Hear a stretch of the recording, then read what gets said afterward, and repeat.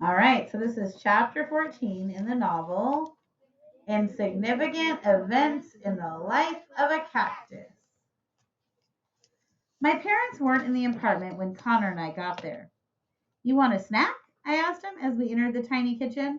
No thanks, he said. I'm not really hungry. How can you not be hungry when you didn't even eat lunch? I'm just not. Fine. I opened a lower cabinet with my foot and took out a bag of pretzels. You want a soda? I asked. No. I sighed and hoped he didn't die of dehydration. It was still in the 90s outside. We made our way to the small living room where Connor spotted my guitar in the corner. Is that your guitar? Yup, I said, opening the TV cabinet with my foot. Will you play for me? I can't wait to see you play with your feet. Maybe another day. I'm kind of out of practice right now. That wasn't exactly true. I felt shy about it, like when I needed to prepare before I performed for him. If I ever would perform for him, I still hadn't made up my mind. Promise, Connor said. I'll play for you sometime, just not right now. Connor turned his attention to the row of video games in the cabinet. You have some good ones here, he said, thumbing through them. My dad likes to play. They're mostly his games. Your dad's cool, Connor said, clearly impressed. My dad's clearly impressed by my dad's immaturity. He pulled out an ultra-violent war game. Let's play this. I shook my head. Not allowed, for dad only. Connor frowned and put the game back in the cabinet. And pulled out another game I wasn't allowed to play. I'm not allowed to play any game with a disclaimer on the cover, I said. I walked to the cabinet and pulled out a racing game. Here, let's play this one. I guess. Connor let out a dramatic sigh, clearly disappointed that we wouldn't get to battle each other to our bloody virtual deaths. I'm better at games when I can mostly use the joystick, I said to Connor, slipping the disc into the console. That's good because you'll need every advantage to beat me. We played for a couple of hours. I don't think Connor expected me to be such a good player. Yeah, he did beat me a lot, but I gave him a good fight, and I even won a couple races myself. I think I played worse than normal because Connor ticked a lot while he played, and it distracted me. I guess the ticks probably made it harder for him to play as well. I thought about him at home playing video games all night by himself, ticking badly. Maybe it wasn't good for him to spend all of his free time doing that. I felt like I was starting to understand Connor's ticks. What made them worse and what made them better. Definitely when Connor was stressed or excited about anything, his ticks got worse. When he felt calm and comfortable, they weren't so bad. I guess video games got him worked up. Mom walked in the door just as we were putting the games away. You absolutely wouldn't believe what Bob did now, she said as she threw her hat down on the kitchen table. Who's Bob? Who remembers who Bob is? Isabel? Yeah, he's the minor, the mean Bob, right? Okay. I looked at Connor and whispered in a Dracula accent for some reason, "Murder someone?" He giggled. She walked into the living room and saw Connor. This must be Connor. She reached out her hand to shake with his. Nice to meet you, Mrs. Green, Connor said softly. I could tell he was trying to hold his ticks in. Nice to meet you too, Mom said. Connor let out a loud bark, and Mom jumped back. Oh my, she giggled. That was interesting. Connor has Tourette syndrome, I reminded her. Oh, she said. That's right. Don't look so nervous, honey. Mom touched Connor's arm and put him at ease. It'll only make your tics worse. I looked at her in surprise. Mom, you know about Tourette's? She gave me an annoyed look. Even, I was a psych major in college. Of course I know about Tourette's. You were a psych major in college, I said. What's that? She sighed and rolled her eyes. Psychology. Don't you ever listen to me when I talk? No, I joked. Because you usually just talk about boring old people stuff. Mom grabbed me and ran her knuckles over my head, messing up my hair. Ouch, I cried, wiggling away from her. All right, I'm going to get dinner started. Will you two do me a favor and run to the gold mine and fire Bob for me? Is that realistic? Not really. I smiled, but Connor looked grave. Thank you, Mrs. Green, but I'm not staying for dinner. Yes, you are, I said. Your mom's Your mom's working. What are you going to eat for dinner if you don't eat with us? Connor froze up like he had no idea what to say. I'll eat cereal. That's unacceptable, Mom said. You're eating with us, and then I'll take you home after dinner since your mom's working. Connor appeared absolutely terrified at the thought. No, no, really, I like cereal. He could barely get the words out from his ticking. Why won't you eat, Connor? I asked. Are you anorexic? He seemed to relax just a little. Do you guys know what anorexic is? Yeah. It's a syndrome that people have. It's actually a serious disease that people have that they um, choose not to eat, even though their body is telling them eat. They don't eat. Um, but obviously, I don't think she really thinks he's anorexic. I think she's using it more as a joke, but it really is a serious ailment people have. He seemed to realize a little late. He seemed to relax a little at that and laughed. No, I'm not anorexic. I just. What? I nearly shouted. I'm your friend, Connor. Tell me. Sometimes I spit when I eat. Connor's cheeks were bright red, and he shrugged and blinked his eyes rapidly. I spit food at people. All right, just stop for a minute. So this is part of Tourette's. Imagine if you had a very good friend and you learned that eating around your friend, um, that this would happen. What would you feel? Or how would you feel? What would you say? Mom gave Connor an understanding smile. That's not uncommon, she said. We'll all wear our rain gear at the dinner table at dinner tonight. And with that, she opened a cabinet and started pulling out potatoes. Connor looked at me. I hope you have face masks too. I kicked at his shoe. See, it's no big deal. We know you can't help it. Connor's expression changed. I wish my parents were as understanding as yours. It got to the point at home that neither one of them wanted to eat with me anymore. My dad would yell at me for spitting, and that would make it worse. He tugged at his hair. Now I just eat in my room by myself. My mom's hardly ever around, so it doesn't matter anyway. It matters, I said empathetically. It matters a lot. As we were setting the table for dinner, Dad walked in. I think that old llama might have to be put down, he said sadly. Shoulders slumped. My head shot up. What? No, not spaghetti. I cried. Mom and Dad both gave me a funny look. I shrugged. We have a special connection. I looked at Connor. We're X-Men, I added softly. I'm sorry, honey. Remember how she called she and Spaghetti were both mutants? She said that like X-Men mutants, like a good thing. I'm sorry, honey, Dad said. He's so old, and he's like 22 years old. Denise said he's hardly eaten in 2 days, and that thing's growing out of his head. Well, it can't be comfortable. I'll nurse him back to health, I insisted. I'm not sure that's possible at his age, Dad said.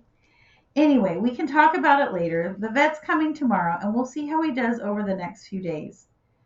By the time we all sat down at the table together, I didn't have much appetite. I kept thinking about poor Spaghetti not being able to eat. I looked at Connor. I could tell he was hesitant to take a bite of his pork chop. It's okay, Connor, Dad said. We're all prepared. Dad lifted something off of his lap. Ski goggles. He slipped them over his eyes. No worries. David! Mom cried, punching Dad in the arm. That's terrible! Connor laughed, though. It seemed to put him at ease, and he finally took a bite of his mashed potatoes. Don't worry, Mom said. Everything is non-staining. I glared at Dad. All the things we had to get rid of. You brought ski goggles with us to Arizona? These were like $80. He defended himself. So, Connor, Dad said, removing his ridiculous goggles, what are you interested in? I mean, besides pulling morbid pranks with my daughter and scaring our visitors away. Dad narrowed his eyes at me. You might want to rethink hanging out with her. She's a bad influence. Is Dad being silly here? Yeah. And you have terrible sideburns, I said, unable to come up with anything better. He really did have bad sideburns. They were horribly uneven. Dad ignored me. So, he said, returning his attention to Connor, I like movies, Connor said. I have a huge movie collection at home. Oh, why don't I take you guys to the movies this weekend? Mom said, clearly thrilled I had made a friend. Connor looked appalled and shrunk down into his seat. He shook his head rapidly. No, no, no, no, no, no, no movie theaters. You don't go to the movies? I asked. No way. I went once, only since my tics started a few years ago, and it was not a fun experience. What happened? I asked. Well, people complained, of course. No one wants to listen to a dog barking while we try to watch a movie. That's messed up, I said. People are so rude. They're not rude, Connor said. They don't know I have Tourette's, and that's what makes it so embarrassing. I scrunched up my nose. You should wear a t shirt that says I have Tourette's on it everywhere you go. Then people will leave you alone. Connor snorted. Yeah, maybe you could make me one, Avon. Then he kicked my foot under the table gently. Should we tell them? He whispered. Tell us what? Mom said. I gave my parents a highly serious look. We think there might be a murderer at Stagecoach Pass. Dad coughed and choked on his mouthful of pork chop. Mom slapped him on the back while he hacked his food into his napkin. When he could finally breathe, he gasped. What? Why would you think such a thing? We updated Mom and Dad on the theories about the Kavanaughs. Even, Mom said, just because people are secretive doesn't mean there's been a murderer. They've been murdered. I have to admit, Sheebs, Dad said, you haven't exactly presented us with the most convincing evidence. Some people just really value their privacy, Mom added. I nodded at them, like I agreed, but Connor and I gave each other knowing looks. Yeah, right. Like we were going to let it go that easily. Then Connor looked from me to my parents and back again. So where does Avon get her red hair from? He asked. I'm adopted, Connor, I said. Oh, that's cool, said Connor. It's so cool, said Mom. I rolled my eyes. Here she goes. She loves telling people about my adoption.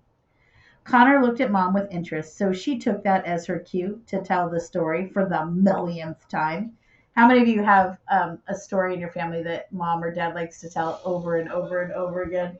Yeah, I got a lot of hands on that one. Well, she began, Avon's dad and I couldn't have a baby, so we figured we'd end up adopting one. I started reading a lot of adoption. I started reading a lot about adoption online. Then one day I was on this website and there was a tab that said Kids in Need of a Forever Family. So I clicked on it. I scrolled down until I saw it. The most precious little angel baby face I'd ever seen in my entire life. It was mine, in case you were wondering, I said. I knew the moment I saw her she was my daughter, Mom went on, with those chubby little pink cheeks and a bright red mop of hair. She'd never seen such a precious, beautiful, amazing, brilliant, intelligent child, I said. Connor raised his eyebrows at me. I may be embellishing a little.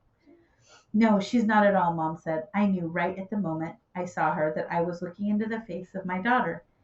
It was like she was born for me right in that moment. Some women birth babies through their you know whats, but I birthed Avon through the computer that day. I groaned. Mom, that's the worst part of your story. Connor totally didn't need to hear that. Really, Laura, Dad said. It's the worst part. Just awful. She glared at Dad before returning to her story. Anyway, right below her picture, it said Avon, 2 years old. I couldn't believe she was 2 years old and hadn't been adopted yet. Yep, she didn't realize she was on the adoption website for children with special needs, I said. So I clicked on her picture, and that's when I saw she didn't have arms. And it didn't even matter, I said. She wanted me anyway.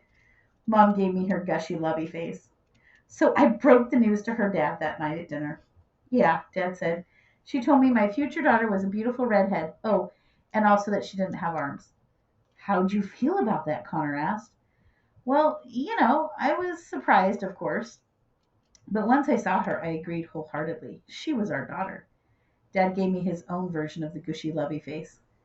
We did a lot of research before we got Avon so we could give her the best care, Mom said. You know, Connor, there are a lot of amazing people in the world who don't have arms. Really? Said Connor. Yes, said Mom. There's a successful architect who designs skyscrapers by using his feet to type, just like Avon does on her computer, and a woman who paints beautiful artwork that sells for quite a bit of money. There's the guy who's the motivational speaker, Dad added. Oh, yeah, Mom said. And there are the people just living totally regular lives, raising babies and driving cars and doing everything people with arms do. That's so cool, said Connor.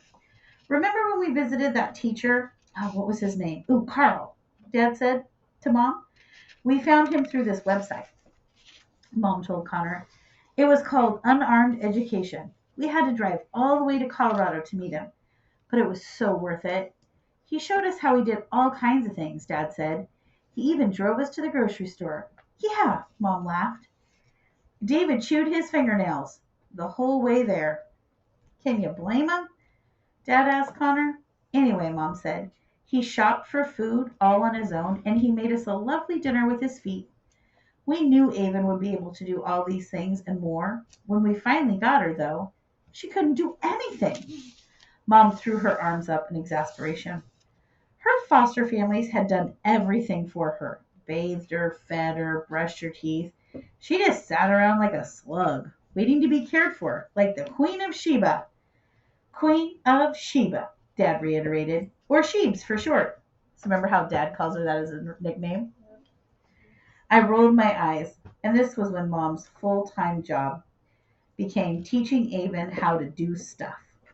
Right away, Mom said, I was dumping out jars of marbles and telling her to put them all back in, giving her bowls of fish crackers and telling her to feed them herself one at a time, giving her a sheet of stickers and a blank piece of paper and telling her to decorate it, telling her to brush her own teeth and wash her own feet and scratch her own itches. Come to think of it, I said, I wasn't so much teaching me how to do stuff as it was telling me to do stuff. That may be it, Mom said, but mostly it was telling her she could do it. Just about anything if she tried hard enough. Yeah, I got over being the Queen of Sheba pretty quickly, I said. I can see that, said Connor. And with that, he spit his mouthful of mashed potatoes right in my face.